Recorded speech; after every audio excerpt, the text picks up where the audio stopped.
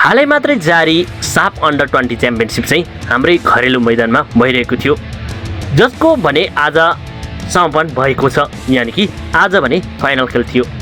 Final खेलमा नेपाल र बङ्गलादेशको खेल भएको थियो। जान्ने कुरा गर्नु भने चाहिँ नेपाल र बङ्गलादेशले चाहिँ एकदमै उत्कृष्ट खेल खेले। सुरुवाती खेलमा नेपालले चाहिँ एकदमै उत्कृष्ट खेल खेल्दै बङ्गलादेशलाई दबावमा राख्न सफल भएको थियो, तर पहिलो हाफको अन्त्यतिर भने बङ्गलादेशले फ्री किक पायो र सोही फ्री किकलाई चाहिँ सदुपयोग गर्दै अन्ततः बङ्गलादेशले पहिलो हाफभित्रै गोल गर्न सफल भए। साथीहरू, आजको खेलको सुरुवातीदेखिको कुरा गर्ने भने चाहिँ नेपालले सुरुवाती खेलमा चाहिँ एकदमै ब्रिलियन्ट खेल खेलेको थियो। जानेर कुरा गर्ने चाहिँ नेपालले बङ्गलादेशलाई डोमिनेट खेल चाहिँ करिब पहिलो हाफको 45 मिनटसम्म भने नेपालले बङ्गलादेशलाई डोमिनेट खेल खेल्यो। यस्तो लाग्थ्यो कि नेपालले यो साफ च्याम्पियनसिपको घरेलु मैदानमै खेल खेल्दाखेरि अब भने आफ्नै घरभित्र चाहिँ यो ट्रफी चाहिँ राख्छ भन्ने खालको चाहिँ लागिरहेको थियो। करिब 45 मिनटसम्म नेपालले बङ्गलादेशलाई कुनै पनि चान्स दिएको थिएन। यस्तो खेल नेपाली खेलाडीले खेल्यो।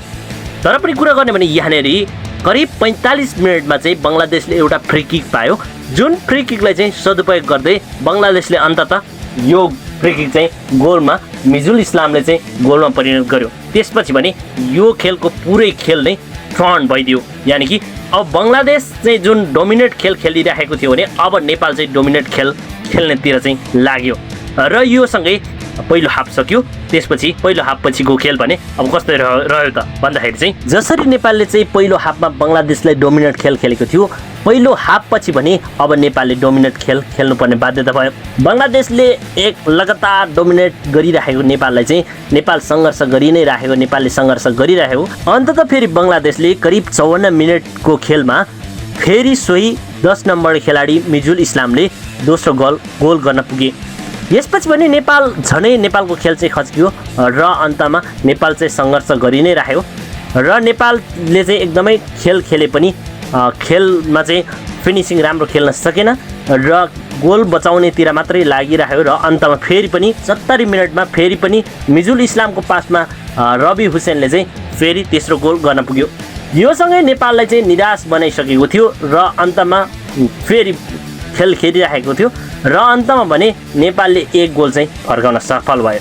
जुन गोलको कुरा गर्नु भने चाहिँ करिब 80 मिनटको खेलमा भने समीर तामाङले चाहिँ हेडर गरेर चाहिँ हेडिङ मार्फत चाहिँ एक गोल फर्काए। यो सँगै अलिकति नेपाली दर्शकमा चाहिँ के भयो भन्दाखेरि अब के हुन्छ कि भन्ने लागिरहेको थियो, तर पनि यो पश्चात भने नेपालले कुनै पनि गोल गर्न सकेन। यो सँगै कुरा गर्ने भने चाहिँ करिब 90 मिनटको खेल सकिएपछि अन्ततः बङ्गलादेश खेलाडीले चाहिँ धेरै टाइम पास यानि कि टाइम वेस्ट गरेको कारणले गर्दा चाहिँ रेफ्रीले चाहिँ करिब 10 मिनट दुईटै टिमलाई चाहिँ इन्जुरी टाइमको चाहिँ 10 मिनट प्लस खेलमा चाहिँ प्लस एडेड टाइम भयो भनेपछि 90 प्लस 10 गरेर चाहिँ 100 मिनटको खेल हुने भयो। यो सँगै यस्तो लाग्थ्यो कि कतै नेपालले चाहिँ खेल फर्काउँछ कि एक गोल नै पनि फर्काउला कि भन्ने खालको आश हुँदै अन्ततः फेरि बङ्गलादेशले एक गोल गर्न पुग्यो। तर जुन गोल चाहिँ एउटा अन्यलको विषय बन्यो। यदि तपाईँले चाहिँ खेल हेर्नुभएको थियो भने तपाईँले जुन करिब 96 मिनटमा एउटा गोल गरिएको थियो, तर जुन गोल चाहिँ तपाईँले चाहिँ यदि क्यामेराको एङ्गलबाट हेर्नुभयो भने त्यो गोल चाहिँ भएको थिएन। हामीलाई चाहिँ यो लाग्छ।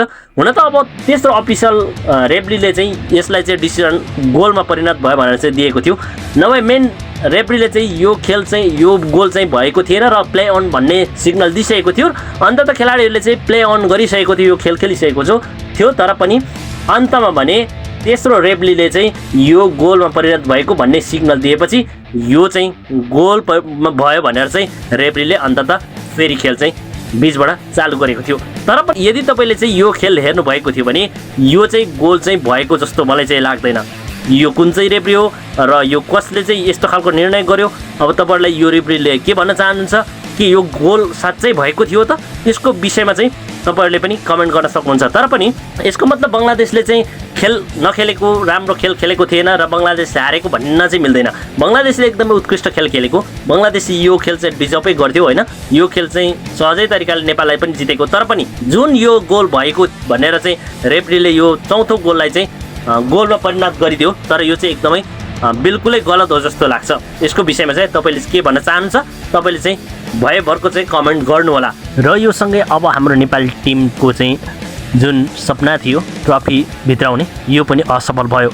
यतातिर कुरा गर्ने भने हाम्रो नेसनल टिम होस्, चाहे महिला भलिबल टिम होस्, चाहे अन्डर 20 टिम होस्, फाइनल पुगे पनि अन्ततः कुनै बेला भारतले त कुनै बेला बङ्गलादेशले यसरी ब्याक टु ब्याक विफल पारी नै राखेका छन्। जे होस् जे भए पनि एकचोटि हामीले बङ्गलादेशी टिमलाई चाहिँ बधाई दिउँ भन्दै साथीहरू तपाईँहरूले चाहिँ यसको विषयमा के कस्तो लागेको छ तपाईँहरूले चाहिँ जस्तो कमेन्ट गर्नुहोला भन्दै भिडियोबाट बिदा हुन चाहन्छु। जय नेपाल फुटबल।